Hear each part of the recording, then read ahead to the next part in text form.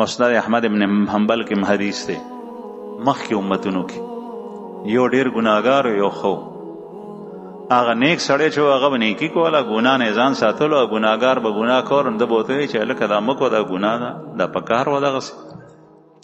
ګناهګار به د ګناه نه منې کې هغه به ورته صرف دومره وایي چې ته ما پرېږده او زما خالق دی مالک دی زما خدای دی هغه ته مې پرېږده ته ما ته څه وې بیا به یې ګناه وکړه بیا به ورته ده وایي چې داسې مه کوه بیا به یې ګناه وکړه یو ځل په غټه ګناه کې مبتلا شو غټه ګناه کې ده ورته ووې د نیک سړي د دا خیال چې دی روزانه منې کوم دی منې کېږي نه ورته ووې چې قسم دی چې تا به خدای نه بخي او ته دوزخي جنت ته به نه ځې رسول الله صلی الله علیه وسلم فرمایي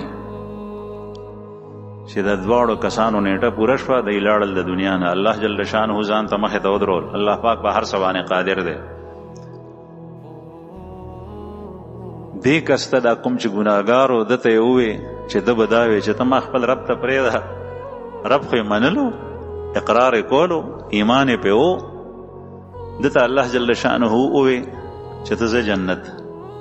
او هغه نیک سړي ته خدای ووې چې تا ته دا چا ویلي و چې دی دوزخي دی او تا قسم خوړو تا ته ما ویلي هغه ته یې فرښتو ته امر وکړو چې دی جهنم ته وغورځوه د خپل ځان نه یو وینا کول د انسان ګناه او معصیت په باره کې دا ویلی شي چې زنا دا د کافرو عمل دی د مسلمان نه دا د دوزخ سبب دی لیکن یو سړي ته ته ګوته ونیسي چې ته دوزخي تا ته چا ویلي دی زموږ حضرت مفتی صاحب فرمایي هغه یو ماشوم چا راوستی و هغه ماشوم چې کوم دی نو په دیوال سورو نو مفتی صاحب وایي ما څخه راغله ما ته وایي چې مفتی صاحب زه په دیوال سوروم او ما هغې ته وی چې زه د الله په حکم سره دیوال نه تلو ما ورته ووی چې ولې به تلو وی چې عیسی علیه السلام په مارغه د خټې نه جوړ کړو هغه به والوزلو وی د الله په حکم سره والوزه هغه به والوتم دا دیوال ولې نه تلو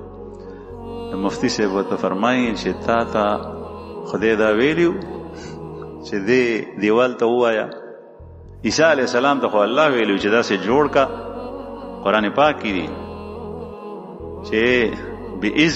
بإذنی زما په حکم سره بداوالو زما په حکم سره نو الله جل شانو د وحی په ذریعه عیسی علیه السلام ته ویلو لیکن تا ته خو دا نه دی ویلي چې دې دیوال ته لته ورکه او دته پوند ورکه دی روان شي دغسې که چېرې یو سړی د چا په باره کې وایي چې دا سړی به جنت ته ځي یقینا قسم پې خوري او دا سړی به دوزخ ته ځي نه دا د الله جل شانه بندگان دي د الله مخلوق ته او د دوی واک اختیار د الله په لاس کې